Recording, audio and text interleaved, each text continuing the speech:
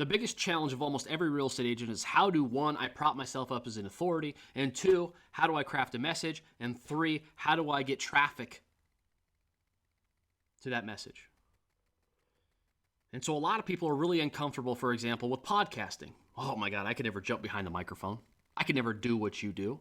It's not about doing what I do. It's about doing what you are capable of, that you are able to do, to convey your personality, your beliefs.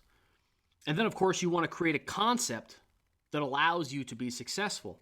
And so James Patterson talks a lot about this. So James Patterson is not only the #1 New York Times bestselling author, he outsells Dan Brown, John Grisham, Stephen King, all combined. So those are 3 of the best authors in the world, and he outsells them all combined.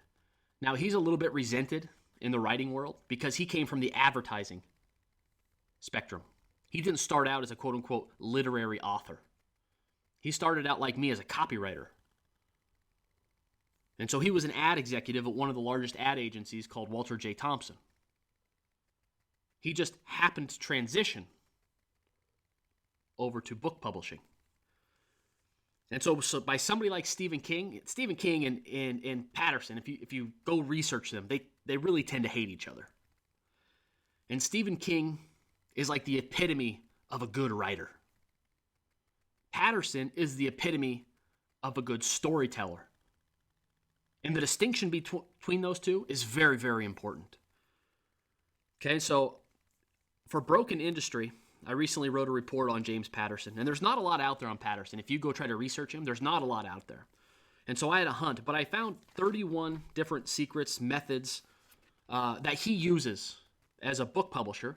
And you really want to think of a book no different than a free report or a free CD. It's a widget.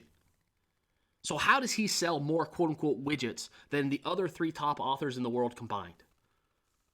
And so number 18 on that list, one of the things he talks about is focus on the story, not the sentences or the quality of the writing. And so he's talking about his earlier work, his less popular work. He goes, the sentences are superior to a lot of the stuff that I write now, but the story isn't as good. Today, I'm less interested in sentences and more interested in stories. And again, this is a huge distinction,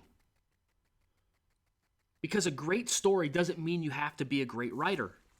It just means that you have to come out and tell those details, share those experiences, get emotional. How did you feel when you were put into this situation or circumstance?